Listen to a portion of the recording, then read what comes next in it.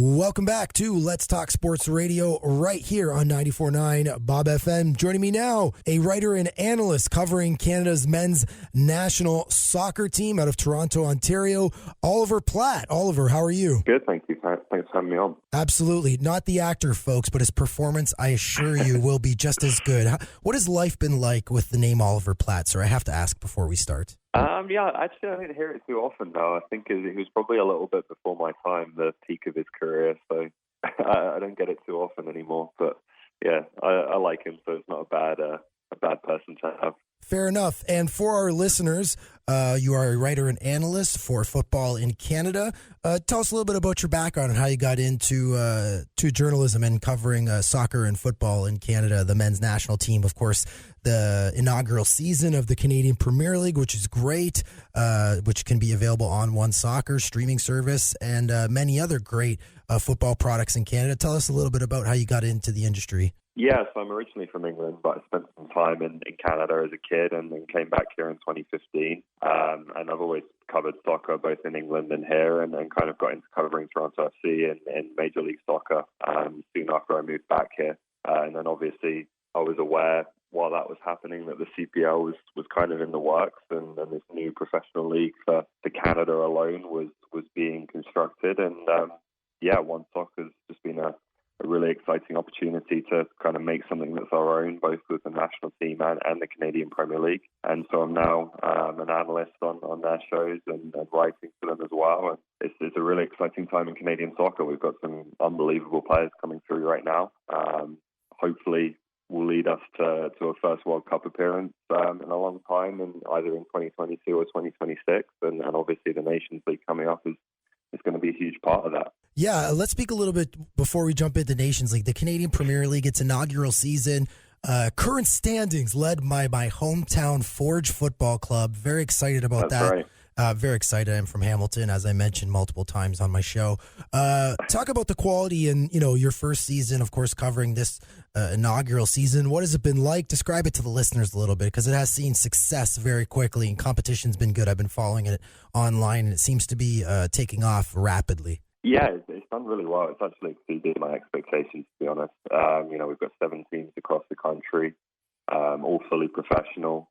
We've had a lot of players come home from either playing in Europe or a lot of them playing in the United States, both in MLS and in the lower divisions. And we've had a lot of players come up from non-professional levels as well. And, Forge is a great example of that in Hamilton. A lot of those players and the coach, Bobby Smoniotis, were playing in League One Ontario, which is a semi-professional league, last season. And they've come together with Forge. They've developed a really impressive style of play. They pass the ball, they model themselves on the teams like Barcelona and Ajax in Europe. And it's been a really good place for some talented young Canadian players to get their first chance in the professional game. I think you're going to see a lot of Forge players not only have success with that club, but go on potentially, to play in Europe or to play in other leagues. And unfortunately, they just got knocked out of the CONCACAF League last night, but they exceeded expectations there by making it to the second round and beating Olympia, one of the biggest teams in Honduras, in the first leg. And in the Canadian Championship as well, which includes Canada's MLS teams as well as the Canadian Premier League clubs. We had Cavalry all the way to the semi-finals. They knocked out the Vancouver Whitecaps, which are obviously an MLS team. And then they ran the Montreal Impact very close in the semis before being knocked out. So the way, those two teams in particular have played not only in the league, but also in competitions where they've had to play against teams from much more established leagues, has been really impressive. And there's some real talent on these teams and 2 good coaches as well. So, those are 2 teams that had a bit more of a foundation. As I said, Forge were largely built from a team that was playing semi-pro last year, same with Cavalry and Calgary. And the 5 teams that are below them in the table have had to start, from a little bit, with a little bit less to work with, and they're still working their way up. But the quality in the division has been really good. And I think on every team you look throughout the league, there's players that you think could really either go on to play at a high level or push for a national team spot in the future. Yeah, I agree. I have been impressed with the infrastructure and how it's not just a league that's the 7 teams playing each other and over. The way that they've integrated into the CONCACAF region, playing other club teams, the CONCACAF Championship. I think it's really integrated quite well, and it's put the league on a good pedestal and really shown the talent that you're talking about. Would you agree? The way that the infrastructure, the way that it kind of launched in its first season, it wasn't just about the actual football of the league, but, you know, I guess the way that CONCACAF is structured, the opportunities, much like the Nations League, the opportunities were, it bared fruit right away for this new league, yes? Yeah, absolutely. You know, we can all kind of enjoy our domestic league and the teams playing each other, but at the end of the day, you want to see how they compare to teams from other leagues, right? And that kind of validates, you know, what these teams are doing, if they can be competitive in the region as a whole. And, you know, like the Nations League, the CONCACAF League is quite a new tournament. I think this is its third year, and it's kind of a secondary tournament, you know, for the continent's club teams that feeds into the Champions League, which is obviously the biggest tournament. And gives, you know, teams from smaller nations and newer leagues like the CPL an opportunity to compete on a continental level. So, yeah, it's been really good to see, you know, how the CPL in its very first year stacks up against those teams, and it's going to be a huge part of the league's growth for sure. Let's talk about the CONCACAF Nations League. Of course, Canada and Haiti finished atop the qualifying stage that was just finished a few months ago. And they opened the Nations A League, Group A, against almost like a home-and-home series. You get Cuba next Saturday.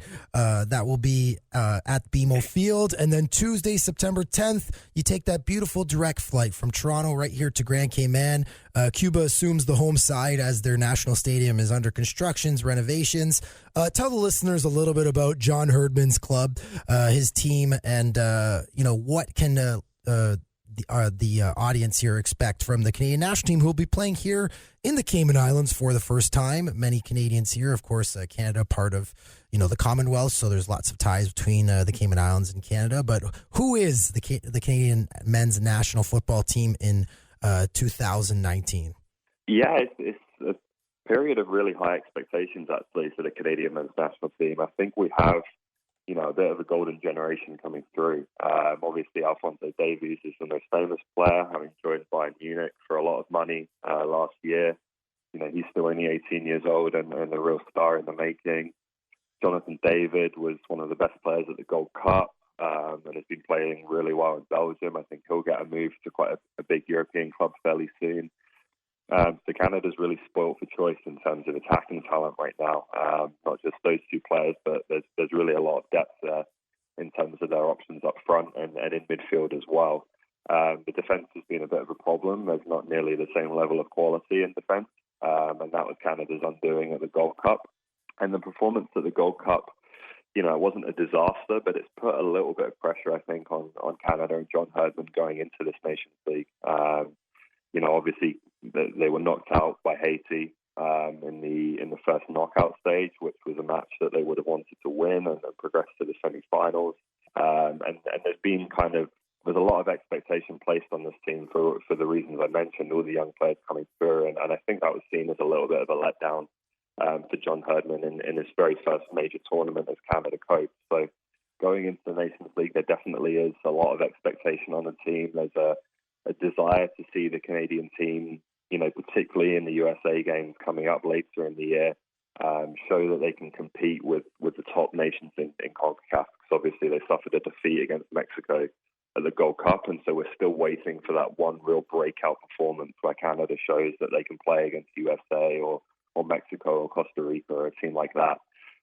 So those will be big games. They're also really important games for Canada because of the revamped World Cup qualifying, and obviously now only 6 teams are going to make it to that final stage based on their FIFA World Rankings. So Canada is in a position where it really needs to collect a lot of World Rankings points as quickly as possible in order to make that final World Cup qualifying stage. So there's a lot riding on these games for sure, both in terms of the immediate results, and John Herdman's need to prove to people that, you know, he's taking this team in the right direction, and also in terms of the long-term picture and building towards, obviously, that 2026 World Cup, which Canada will be co-hosting. Yes, of course, United States, Mexico, and Canada all hosting together. Cuba, they came here for 2 exhibitions. Cayman also played them in the qualifying stage. They were en route from the Dominican Republic when they were playing Mexico in that loop, and they stopped to play Cuba in an exhibition. They got 1 draw and 2 losses. Is Cuba to be feared by Canada in these first 2 games? Well, Canada's coming off 7-0 winning against Cuba in the Gold Cup, so that would suggest that they should be okay in these games. In the past, Canada has had problems with Cuba. I think they've maybe been a bit stronger than they are now. And I do think playing Cuba away from home, although they're not actually playing in Cuba this time, is definitely different to playing them in Canada or in the US. It's hard to really get much of a grip on Cuba because obviously their team does change quite a lot. They struggle with the issues with defections. And as I said, at the Gold Cup, it was a really one-sided match where Canada just had way too much firepower for Cuba to handle. So I would certainly expect Canada to take 6 points from these 2 games. I think anything else will be a big disappointment and will obviously put them behind the 8 ball in terms of competing with the USA for the place in the CONCACAF Nations League finals. But yeah, it's traditionally been an occasionally challenging match for Canada. Hopefully they can produce more like the performance we saw at the Gold Cup, where it was a pretty straightforward win. Let's talk about the United States for a bit. Of course, a Gold Cup runner-up. And I think a lot of the story that's out there right now is, will the United States send their full team? You know, of course, you have Christian Pulisic with Chelsea right now. Essentially, he is the golden boy of men's national soccer. Of course, new manager and, just, of course, missing the World Cup. There's a lot of, perhaps a rebuilding mentality. Will the United States take the Nations League seriously? Will, here in Cayman and, throughout A-League play, will we see a full squad? What do you think the United States approach is here? Yeah, it's a good question. They've played a lot of different players lately. The USA, as you said, they're kind of in a rebuilding period. I think there's certainly a desire among the fan base to see, Greg Berhalter, the new coach, move away from the older team that failed to qualify for the last World Cup. Obviously that was met with a big backlash, and those players still haven't really earned their popularity back with national team fans. And there is a lot of young players coming through. Pulisic and McKinney and Tyler Adams in the Bundesliga, or Pulisic now in the Premier League. Obviously being the biggest 3, but I think even beyond that in MLS and in other European leagues, there is, a pretty promising generation of young American players coming through. They're performing pretty well at youth national tournaments right now. And so I think there's a good chance that Berhalter will send quite a mixed squad, particularly for the Cuba games, just to get a look at some different players and give them an opportunity to look at some young players in particular. Obviously, this month they have a couple of big friendlies lined up against Mexico and Uruguay, and I think there's probably a good chance that we'll see more of the big players in those games than in the Nations League. But nevertheless, I think USA know by now that Canada won't be a pushover. They certainly won't be, won't be as one-sided a game as it has been in previous years, where USA has clearly been the stronger side. So I would expect to see, some decent strength from USA in those games, but the Cuba games, they should be able to take care of while also experimenting and giving some young players a look. So would anything less than raising the trophy, the inaugural Nations League championship, would anything less than that be a disappointment for the U.S.? Yeah, I think so. I think during the Gold Cup, when they lost the final to Mexico, I think there definitely was a bit of disappointment that the U.S. didn't really look on the same level as Mexico. They did look very much a team that's rebuilding, and obviously that's going to be understandable to a certain extent, but it's still USA-Mexico. You still want to see the Americans put up a fight and show that they're a match for Mexico, even if Mexico have a bit more experience in their side right now. So I think it's the same as Canada in some ways. There will be a desire from American fans and the public to see the American team show that even if it's not quite there yet with Mexico, that it's getting there, that they can compete and that they have players who are capable of looking like they can hold their own in those games. And that's kind of, both teams are on a path of rebuilding right now and, need to show that they belong in those games, even if they're not outright beating Mexico right now. I want to give you a date, sir, and it's let's call it a trivia question. October 4th, 2010. Does that ring a bell to you? Probably doesn't, but it's a good segue for this next segment. It might be a little bit before my time in Canada, yeah. It's the last time the Cayman Islands men's national team won an international game, the Caribbean Cup 4-1 versus Anguilla. It's been tough times for the program here, obviously rebuilding, administrative issues. but they're back on the right track. CONCACAF is very much on board with bringing lots of games to Grand Cayman. Of course, we just had the girls under 17 qualifiers, which Cayman qualified out of its group. Lots of Caribbean play, and now, of course, landing these games to go with Cayman's 3 games in CONCACAF C League. So Cayman looking to still. I know we were going to talk a little bit about the benefits of the Nations League for associate members like the Cayman Islands. But, having not won a game in almost 9 years, let me ask you, what for the Cayman Islands, I think the last result against Montserrat, 2-1, getting a goal, scoring their first goal since 2015 against Montserrat this past fall was a big step for Cayman. What is the biggest benefit for associate members like the Cayman Islands as it relates to the CONCACAF Nations League? Yeah, I think it's just the ability to play against teams at the right level. I think we see in Europe, for example, all the teams get thrown in qualification at the same stage, and there's some pretty lopsided results. And I think as much as it's good to see, a small team like, say, Liechtenstein play against Spain or England, it's a great experience for those players. It's just difficult to develop a team when you're playing against such superior opposition. And so I think the Nations League is quite important in the way it's going to give some of the smaller members of CONCACAF an opportunity to play meaningful games with things at stake against teams that they should be able to compete against. Looking at the Caymans group, obviously there's 3 teams there that Barbados won't be easy, but the other 2 you would think that they're going to be really competitive games. And I just think giving teams the platform to play more matches against similar opposition, matches that aren't friendlies, there's something at stake. I think that's going to be good for the development of the region as a whole. I think it's difficult to really develop a national team if you're only getting a couple of early World Cup qualification matches in each cycle, and you're not progressing beyond the first round, and that's it for that cycle. So I think this tournament is important in that way, and that it's just going to allow teams to play more regular football on a competitive level against similarly matched teams. Let me jump back to the Canadian men's national team. When this announcement came out, U.S. Soccer had an official release, I believe, last week. I reached out to Canada Soccer. There wasn't anything official, but their schedule was updated. As a member of the football community in Canada and in Toronto, how was this received that Canada would be playing a home game in Grand Cayman, a place that is, on the rise as relates to tourism, very multicultural. And again, Canada, the Cayman Islands, tied in terms of the Commonwealth. Many Canadians live here. How do you think this will benefit, and how was it received by the men's team, if at all? Was there a reaction?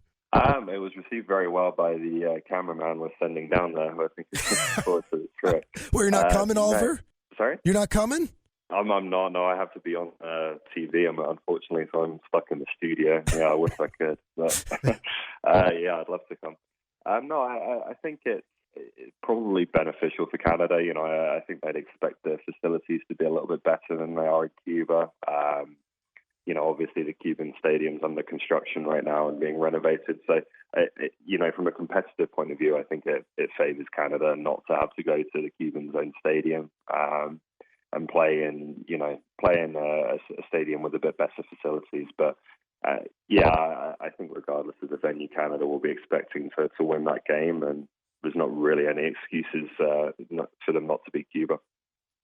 Very nice. That is Oliver Platt, writer and analyst for OneSoccer, covering the Canadians men's national football team and the Canadian Premier League in its inaugural season. Oliver, would you like to do this again in a few weeks once Canada's played their matches? Absolutely, yeah. I'm looking forward to the game. All right, sounds like a plan, and we will catch up with you in a few weeks once the CONCACAF Nations League has got underway. That's Oliver Platt for OneSoccer. More Let's Talk Sports right here on 94.9 Bob FM. Stick around. 94.9 Bob FM. Stick around. Welcome back to Let's Talk Sports Radio, brought to you by Gino's Pizzeria, right here on 94.9 Bob FM. And as you've heard on Bob FM, the journey to the first CONCACAF Nations League championship begins this week.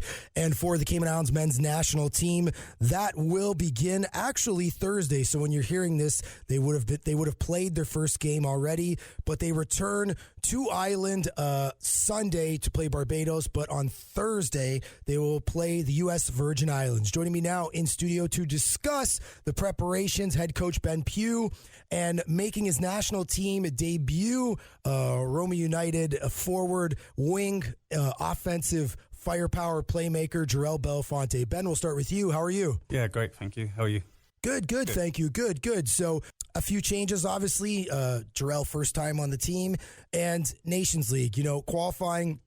Couldn't score a win, but you did get the goal against Montserrat in the fall, draw with St. Lucia and Dominican Republic and Jamaica. Just essentially a very a tough schedule, but there are some strong building blocks. You did have 2 internationals with Cuba, again a loss and a tie, so a lot to be desired for the national program. Ben, tell me a little bit about the roster and how the team will look going into its first game Thursday versus the U.S. Virgin Islands. Yeah, so I think we're in real good shape. I think as you've said, we've made good strides forwards from when we started, or when I got involved in the Montserrat game. I think we've kicked on from there, and we've got a few new faces. As you said, Jorel is one of them. We have another few players as well that have moved up from the U23s. We've had a couple of players who have come back from overseas. So yeah, we're in good shape. We've trained well in the last maybe 6 weeks or so. We've probably not played as many games as we'd like, but we go in feeling that we're relatively prepared, and we hope for, or we plan to do everything we can to get 2 results, like you said, against US Virgin Islands tomorrow, and at home against Barbados on Sunday. Fantastic. Obviously, one of the big stumbling blocks and one of the biggest challenges for this national team is the loss of its captain, Ramon Sealy, in net. We spoke a few weeks back for news purposes, reporting on Ramon's injury. You said, however, that in net, you did have a lot of options. Shakur Welcome is one name that comes to mind, and a few others whose names escape me. What's the decision on net? Who is going to start versus U.S. Virgin Islands? We've got the 2 keepers that are travelling are Shakur Welcome and Albertini Holness. That'll be a decision to be made over today and tomorrow morning to have a chat with them both. But yeah, it's a big loss not having Sealy. Unfortunately, as part of football, we know people get injuries, and Joshua Fredericks is our captain for these games, so we're in good hands. And the good thing is, you don't have to wear the captain's armband to be a leader. We have a lot of leaders actually within the group, so hopefully we'll all pull together, or I know we'll all pull together, and like I said, we do everything we can to be leaders with Sealy's absence. And you mentioned some of the U23s, Albertini Holness, a very good showing in the Olympic qualifier, showed a lot of poise, and really was one of the standouts for Cayman's U23s, another team that you led as well.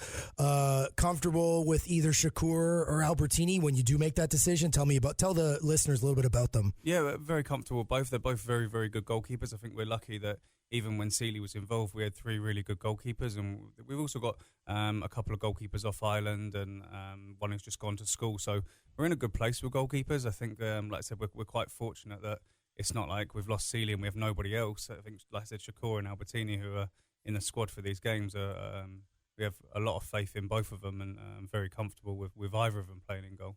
Okay, we'll go to Jorel for now. So, Jorel, in the last 4 years, one man has scored 2 goals for this national team, Mark Ebanks.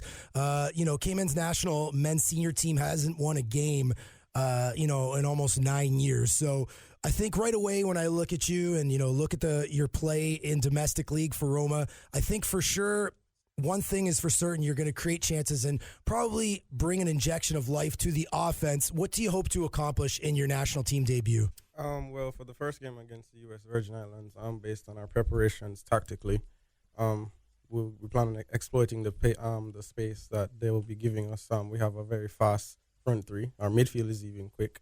I do think that we'll get a lot of goals this round of the Nations League. We have a very good team. We have very good players.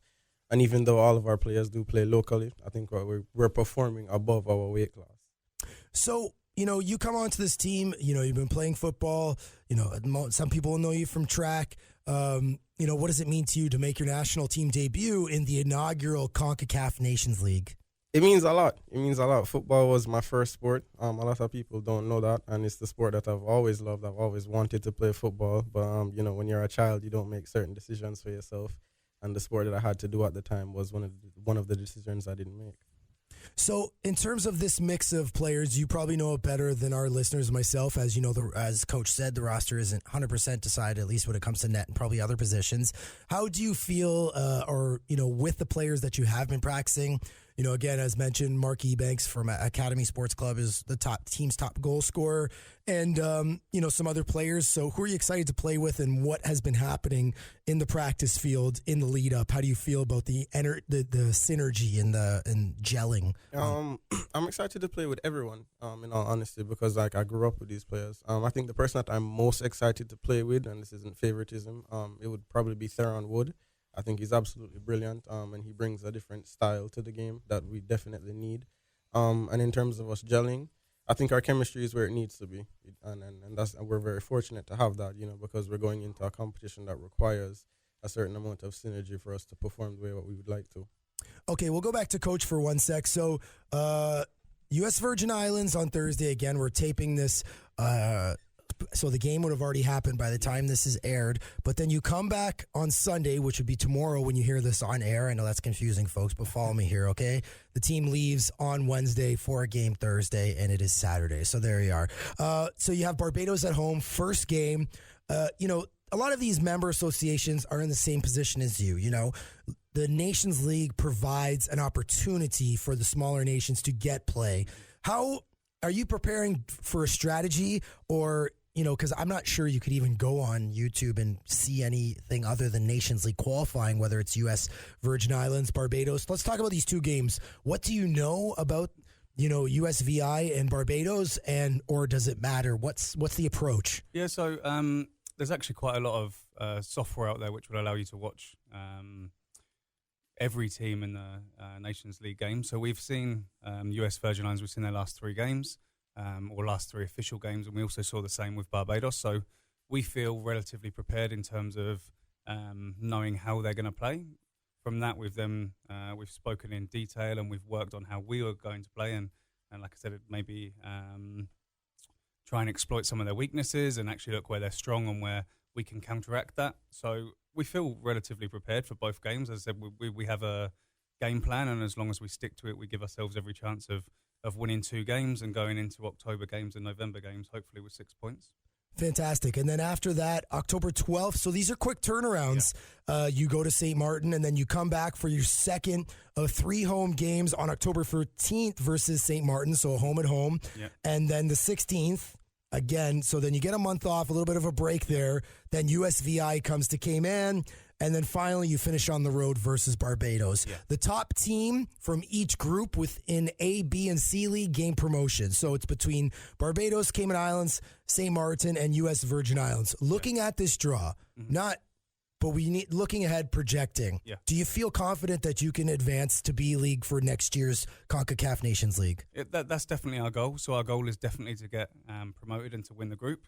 Of course, in football, things are never straightforward, but we'll be as prepared as we can to go into those 6 games and hopefully get maximum points. And ultimately, then it comes down to, like I said, whether we do stick to the game plan and how things go. But our goals, our expectations are to win the group, and we'll do everything we can to do that. So let's speak a little bit about these qualifying games. Again, Jamaica, Dominican Republic, St. Lucia, and Montserrat. What did you learn about this program? Again, you were assistant coach, and then in Montserrat, the final game, you took over as the head coach for technical director Alex Gonzalez, who pretty much coaches a number of other programs. So you took the helm against Montserrat. What have you learned about this talent pool, this team, and this program moving forward? Yeah, so I think I genuinely feel it's a really strong group, and I think players just needed a little bit of time. It's a relatively young squad, and people needed we needed a little bit better structure, which is being put into place. Like I said, we made strides forwards in terms of the games against Cuba. Cuba, obviously, a very strong side. We drew 0-0, and going into those games, we had chances to score. So, I think confidence builds as we go through the games, and as people believe in the system. I think that's important. So when people believe in what we're trying to do, and when everybody's on the same page, like I said, it builds confidence and it means that we can hopefully move forwards and we can go on and win games, which is what we want to do. We're not happy going into games. In every game we go into, we want to win the game, and we believe we have a chance to win the game. This group is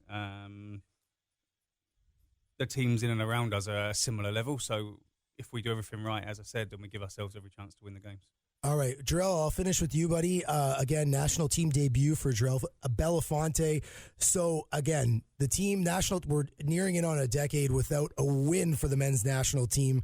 Anguilla Caribbean Cup was the last time this team won. So, what would it mean to you to be a part of a team that got the country's first win in men's national soccer in your decade? And, what is it going to take to advance in the CONCACAF Nations League? It would mean everything. I do think that the Football Association and the country is taking the right steps to change that. One win in 10 years is unacceptable, obviously, we know that. And we're trying to do everything that we can. And I do believe that we will. It's very easy to make excuses, but this crop of players and coaching staff, we accept accountability for our actions, and we intend on changing the culture of Cayman football. I do think that we'll definitely get a win somewhere. So it would mean everything. What was the next question? Oh, that was it. You pretty much nailed it. It was a 2-for-1, big guy. I can already good things in your future, man. Succinct. If it after football, you could come co-host Let's Talk Sports Radio with me. Sound good? I look forward to it. The door is always open, guys. All right, Nations League, C-League action. Cayman steps onto the pitch for its first 2 games. Its first home game is going to be Sunday, September 8th, and that is going to be versus Barbados. Head coach Ben Pugh and debut forward wing Jorel Bellafonte. Thank you, guys, and more. Let's Talk Sports Radio, brought to you by Gino's Pizza, right here on 94.9 Bob FM. Stick around. Bob FM. Welcome back to Let's Talk Sports Radio, brought to you by Gino's Pizzeria, right here on 94.9 Bob FM. Joining me now, his second appearance on the show, Sportsnet Central anchor, Brendan Dunlop. Brendan, how are you, sir? Hey, what's up, buddy? They say your first one is always your worst, so hopefully this chat's much better. Buddy, you nailed it. The first time you nailed it, the demand. You're in demand in the Caribbean now, sir. It's all that football and F1. It's good to be back. I like the sound of that. Good stuff. Let's start on the track, the racetrack, that is. A very tough Sunday for Formula One fans. Of course, Antoine Hubert, the F2 driver, loses his life in a crash in the F2 race. And then the following day, a friend of his, Charles Leclerc, wins his first F1 race in just his second season, third youngest F1 driver to win, and Ferrari's first win of the season. As an F1 fan and someone who follows it, someone in the broadcasting sports community, what'd you think of the race, and how tough is it to lose such a young driver on a weekend like that at the Belgian Grand Prix? Yeah, it's always tough. I mean, in our lifetime, the drivers passing away has minimized a lot. There was a period there where nobody died in the race car, but every one of these guys knows when they get in the car that's a possibility, and safety has come a long way to minimize that. And it's just really tragic though when it does happen. And the reality is that it's always going to be a very dangerous sport, and no matter how far safety comes, it's always going to be a sport where sadly that's possible. And unfortunately for Antoine Hubert, who passed on, it's really sad for the racing community. You saw the IndyCar guys too took a moment of silence, because it's not just one sector of that sport. They're all a brotherhood in auto racing. So for Charles Leclerc, someone who already had death so close to him, he was good friends with Jules Bianchi, who was the first Formula One driver to die since Ayrton Senna a couple of years ago. I know it was really hard on him. Obviously, you saw how emotional he was throughout that whole race. And that being his first victory, not the way he wanted to do it, I'm sure. Very, very heavy heart, but at the same time, too, he's got an angel looking down on him. I think he truly believes that. And, these guys are so strong mentally, and I think you'll see that carry through for Charles Leclerc for the rest of the season. Already into this weekend, and he looks like he has the fastest car, and reading about Lewis Hamilton calling Ferrari the favorite. So I think that Leclerc is going to be able to take that as some motivation, and know that he's looking to perform out there for not just himself, but for someone up above. So it was a real role model. A convincing win in Belgium, and again, second practice race in the lead in Italian at Monza, hoping to become the first Ferrari driver to win since 2010. When who won it? I'll give you a little trivia. 2010 would have been Alonso. Nailed it. That's why they paid the big bucks, guy. That's why. But, 8 races left. Ferrari hoping to turn the corner here. Heartbreaking in Bahrain, second race of the year when Leclerc had it, 11 laps to go, engine failure. Yeah. But is this Ferrari's time? Are they going to turn the corner? Can they do it again? Because, he has a fair amount of points behind Lewis Hamilton. He even sits behind his teammate, Sebastian Vettel, who admittingly said he played blocker for Leclerc this past week at the Belgian Grand Prix. 111 points behind Lewis Hamilton is Charles Leclerc. Realistically, can Leclerc and Ferrari do it again this weekend, and can they catch Mercedes? Well, it seems to be that people think that, including Lewis Hamilton. Now, whether that's just to gain attention, so to get some of the eyes that have left because they thought, I don't want to watch Mercedes 1-2 every weekend.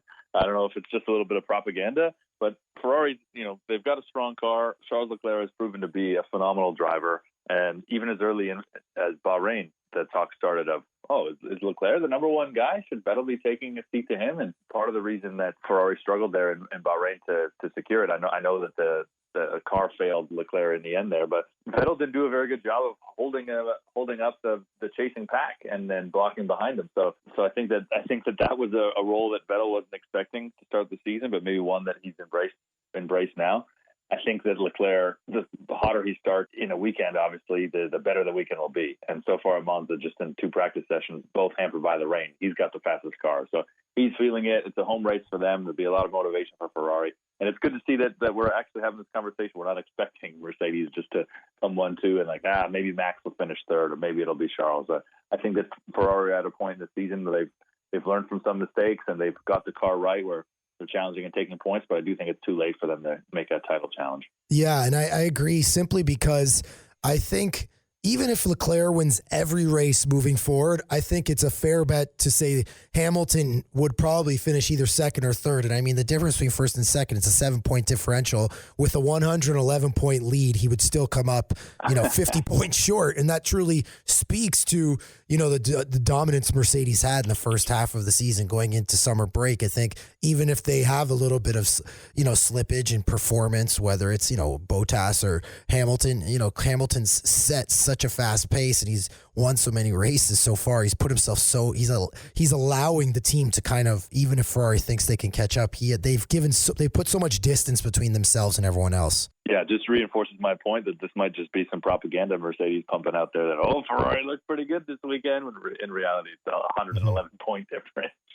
Yeah, it's pretty crazy. Let's switch gears a little bit. Champions League, you're also the football man too. You're my go-to guy for football. Let's take a look at these groups. When they first came out, Group A stuck out, obviously, Madrid and Paris Saint-Germain. You've got Group B, Bayern and Tottenham. It looks like even in Group C, Man City rather, seems to have a favorable draw. Group D, you've got Juventus and Atletico Madrid. E, the top teams look like Napoli and Liverpool. And then in Group G, you've got Borussia Dortmund and Barcelona, and then the remaining groups, I think in H, you have Chelsea and Ajax, and even Valencia there as well. When you saw the UEFA Champions League groups come out, what are some of the matchups that left you frothing as a football fan? Yeah, I'm happy to see Juve and Atletico, to be honest. As a biased Portuguese-Canadian, you got the present in Cristiano Ronaldo, the president of Portuguese football, versus the future in João Felix. João Felix went to Atletico Madrid from Benfica after 1 year of senior football, the top team of Benfica last year, for 126 million euros, I think it was in the end. And so far, he's absolutely delivered for Atletico. So if you're looking for a team on the continent to pay attention to, or you want to get into La Liga and you don't want to like Real Madrid or Barcelona, this is the year to pay attention to Atletico Madrid. João Felix is a real star. So a couple of games against Juventus and a couple of games against Ronaldo will certainly be something. I was happy to see them drawn together. As far as groups of depth go, Group F, Barcelona, Dortmund, Inter, and Slavia Prague, that's as close as you're going to get. Poor Slavia Prague, because they're just going to get battered. But I do think that Dortmund and Barcelona are strong enough to get through. Inter spent a lot of money. They've brought in Lukaku. They've brought in Sanchez. They've got Antonio Conte. I think that Inter's focus this season should be to challenge for the Scudetto and then challenge Juventus in the league. So I don't know if they'll be able to hold the candle in the group stage to Dortmund and Barcelona, but provide for some good matches nonetheless. And then Liverpool, Napoli, those are going to be some special nights, and in both ground. Both of those stadiums, there's something about it on Tuesday and Wednesday night European fixture. So that'll be something special, and that'll be fun for the traveling Liverpool fans. The City fans, I think, got a little unlucky, although maybe they've wanted to explore Eastern Europe and Shakhtar and a part of Italy that not too many people would go to otherwise. But I think City were quite happy with the draw. They obviously have the expectation of winning this tournament, and they really kind of asked for a better start to it. You know what? I did say we might talk about Nations League. So since we're on the topic of football, let me ask you, Canada's men's national team, a lot of buzz building in the country. They play a home Saturday versus Cuba, of course, blanking them, I believe, 8-0. The last time they played. And then they come here to Grand Cayman Tuesday in the second game of the Nations League. A lot of promise, of course, Alphonso Davies coming back after the big transfer. And then now you have, of course, Jonathan David. So two real gems of the program. OneSoccer's Oliver Platt says, it's right now, it could be some of the prime years for Canada's men's national team. Do you feel the same, that Canada's men's team has a very strong chance to perhaps contend with the Mexicos and the USAs in the Nations League? Well, I definitely agree with Oliver that this is a golden generation that's emerging. We're seeing the beginning of it. The promise that both Alphonso Davies and Jonathan David have is really incredible. We at this age, you really haven't seen it. You think about how great Dwayne Di Rosario was. At this age, we weren't following him at this point. He wasn't being talked about, among some of the biggest clubs in Europe, and Alphonso Davies being at one of the biggest clubs at Europe in Bayern Munich. I think the Canadian program has come a long way in the last 10 years, and maybe even more so in the last 8 years when you think about how close they came to qualifying for the World Cup in 2014 when they went and lost in Honduras famously and then tragically in a lot of ways for Canadian soccer. I think that it's definitely on the up. So these two matches against Cuba will be a great test. I also think it's great that the match will be down there in the Caymans for a lot of Canadians who are down there to come out and support as well. And it'll be a good experience for the Canadian national team to get together, because as these players are spread across the world now, these camps are very important. So the Nation League, does have a lot of importance in this part of the world in CONCACAF. And I don't think that Canada can challenge with the U.S. and Mexico just yet. We saw at the Gold Cup how that slip up against Haiti. I think there's still a vulnerability there that they've yet to work out, but they're certainly progressing the right way, and the future really is bright. I'm excited as a Canadian fan, probably more so than I have been in the last 15 years. You know what? I don't know if you're as excited as Cayman Islands men's football fans. We won our first game on Thursday versus the U.S. Virgin Islands. First game in 9 years. So, wow. Unbelievable, really. I mean, mind you, the Cayman Islands men's national team doesn't get nearly as much gameplay as, Canada and the U.S. simply because we're member associates of CONCACAF. But I think that's truly where the value in the CONCACAF Nations League lies, is that, it's going to be Thursday in the U.S. Virgin Islands, then back here to host Barbados on Sunday, and 6 games over 3 months. It's really truly allows the member associates who never really got a lot of gameplay to really develop their programs. Would you agree? Yeah, that sounds like, that was one of the big factors in putting this together. That was one of the big objectives, was to, get some of these smaller teams, across the world, not just in CONCACAF, but get some of these smaller teams better games so that they can develop their program. And, I think from the lower level, you talk about some of those islands and some of those member countries, and then you look at Canada, a country that, doesn't always get the stiffest competition and hasn't, had a lot of friendlies against foreign opposition that really test them and push them. I think, more games at this level will make for better national programs. And, whether it be the Cayman Islands who are looking to be able to contend against some of these bigger islands and against some of these bigger countries when those fixtures come up, or Canada who are trying to get, into the top 6 in CONCACAF and to get to a World Cup. Which I can't believe is just a few years away now. Cayman and Canada are similar in the sense we had some key youth call-ups. We lost our national team captain to a torn ACL, MCL, and meniscus. And then we used our under-23 goalie, Albertini Holness, in net yesterday versus the U.S. Virgin Islands. And you guys called up first Canadian call-up for Marco Carducci, who's a goalkeeper as well. Tell the listeners a little bit about him if you know anything about him. I don't know that much about Carducci, but I do know that John Herdman had been watching him for a while. What I really liked about this team actually is how they integrated some of the Canadian Premier League players. I think that's very important. I think there was a lot of people that were skeptical of the Canadian Premier League and weren't really sure, how it would fare or if it would last the full season. But the quality. I went to that first match in Hamilton. It was Forge against York 9, and I was quite impressed with the quality. And when I've watched throughout the season, I haven't been able to watch as much as I would have liked on OneSoccer, but I have been watching. The quality is good, man. So if some Canadian players are getting opportunities to play at home, develop their game as we've seen already, and get national team call-ups, like that's only better for Canadian soccer, and it's another resource that John Herdman has to call on. So I think there'll be quite a few kids that come up through that system.